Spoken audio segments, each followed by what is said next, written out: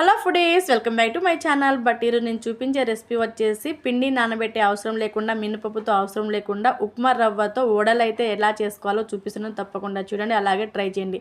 Taste వచ్చేసి అయితే super అంటే సూపర్ ఉందండి. తప్పకుండా ట్రై చేయండి. పిల్లలు కానీ పెద్దలు కానీ చాలా ఇష్టంగా తింటారు. సో దానికి కాంబినేషన్గా చట్నీ అనగా చూపిస్తున్నాను. ప్రాసెస్ అంతా చూసేయండి. ఫస్ట్ అయితే మనం అయితే చట్నీ చేసుకుందాము.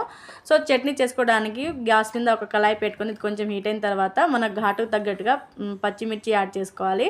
సో అవి ఫస్ట్ ఆయిల్ వేసుకోకుండా వాటినే ఫ్రై చేసుకోండి.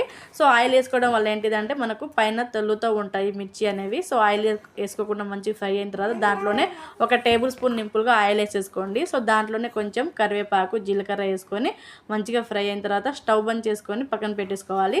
సో అదే కళాయిలోని ఒక టేబుల్ స్పూన్ నింపుగా ఆయిల్ యాడ్ చేసుకొని కట్ చేసి పెట్టుకున్న టమాటో ముక్కలు, అలాగే కొంచెం సాల్ట్ యాడ్ చేసుకొని మొత్తం మిక్స్ చేసుకుంటూ కలిపేసుకోవాలి. సో మనము సాల్ట్ వేసుకోవడం వల్ల టమాటా ముక్కలు అనేవి చాలా సాఫ్ట్గా మగ్గిపోతాయండి. సో ఈ మొత్తం ఇలా మగ్గుతున్నప్పుడు దీంట్లోనే కొంచెం పసుపు వేసేసుకోండి. పసుపు వేసుకొని మొత్తం ఇంకోసారి కలుపుకోండి. సో కలుపుకొని మగ్గించుకుంటే మనకు ముక్కలు అనేది చాలా సాఫ్ట్గా మగ్గిపోతాయి. సో ఇలా మనం మగ్గినప్పుడు స్టవ్ అయితే బంద్ చేసేసుకోండి. బంద్ చేసుకుని మొత్తం చల్లారిపోయిన తర్వాత మనమైతే మిక్సీ పట్టుకోవాలి. ఒక మిక్సీ జార్ తీసుకొని దాంట్లోని పచ్చిమిర్చి వేసుకొని దాంట్లోనే 3 రెబ్బల వరకు ఎల్లుల్లి వేసేసుకోండి. కొంచెం సాల్ట్ వేసుకొని మిక్సీ పట్టుకోండి. సో దాంట్లోనే ఫ్రై చేసి పెట్టుకున్న టమాటో ముక్కలు యాడ్ చేసుకొని మంచిగా మనం మిక్సీ పట్టుకుంటే ఎంతో టేస్ట్గా ఉండే మనకు టమాటో పచ్చడి అనేది రెడీ అయిపోతుంది. ఇంతేనండి, చాలా సింపుల్గా చేసుకోవచ్చు. సో మీరు తర్వాత పోపు పెట్టుకోవాలనిపిస్తే పోపు అయితే పెట్టుకోండి.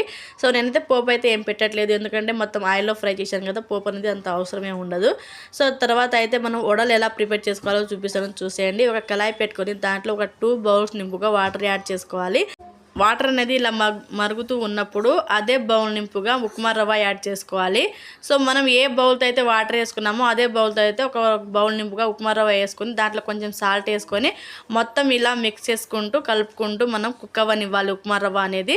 సో ఉప్మా రవ్వ అనేది మనకు మొత్తం దగ్గర పడాలండి, మనకు కళాయి నుంచి సపరేట్ కావాలి. అప్పుడైతే మనం స్టవ్ ఆఫ్ చేసుకోవాలి.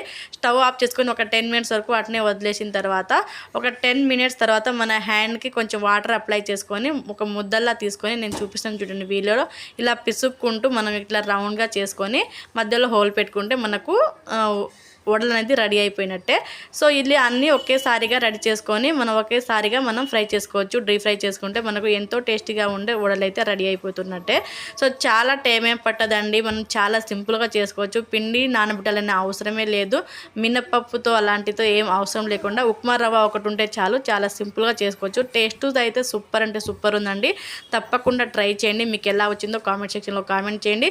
సో ఈ వీడియో చూసిన తర్వాత ఉప్మా రవ్వతో వడలు చేయాలనేసి ఎంతమంది తెలిసిందో కామెంట్ చేయండి. నాకన్నా ముందు ఎవరైనా చేశారా లేదా కామెంట్ సెక్షన్లో కామెంట్ చేయండి, ఎందుకంటే తెలుసుకుంటాను. సో అంతే, ఇలా మనం మొత్తం రెడీ చేసుకోవాలి. రెడీ చేసుకున్న తర్వాత మనం ఆయిల్ గ్యాస్ మీద డీప్ ఫ్రైకి సరిపడా ఆయిల్ పెట్టుకొని కొంచెం హీట్ అయిన తర్వాత ఒకటొకటి వేసుకుంటూ మొత్తం అటు నుంచి ఇటు కలుపుకుంటూ మంచిగా ఫ్రై చేసుకుంటే మనకు ఎంతో టేస్టీగా ఉండే ఉప్మా రవ్వ వడలు అనేవి సింపుల్గా రెడీ అయిపోతుంది. సో చాలా టేస్ట్గా ఉన్నాయండి. పిల్లలు కానీ పెద్దలు కానీ చాలా ఇష్టంగా తింటారు. మనం మార్నింగ్ ఎప్పుడైనా టిఫిన్కి ఏమైనా నానబెట్టకుండా ఇలా సింపుల్గా అప్పటికప్పుడుగా వడలు అయితే చేసుకొని తినవచ్చు. అంత టేస్టీగా చాలా బాగుంటాయి. సో దీనికి మనకి ఇష్టమైన చట్నీతో సర్వ్ చేసుకుంటే చాలా టేస్టీగా చాలా బాగుంటాయి. సో ఇదండి వీడియో, ఎలా ఉంది తప్పకుండా కామెంట్ చేయండి. ఇలాంటి మంచి మంచి రెసిపీల కోసం ప్లీజ్ సబ్స్క్రైబ్ చేసుకోండి. సో మీరు సపోర్ట్ చేస్తూ ఉంటారని మనస్ఫూర్తిగా అయితే కోరుకుంటున్నాను. Thank you for watch. Thank you all. Please like and subscribe. Video ఎలా అనిపించిందో కామెంట్ చేయండి.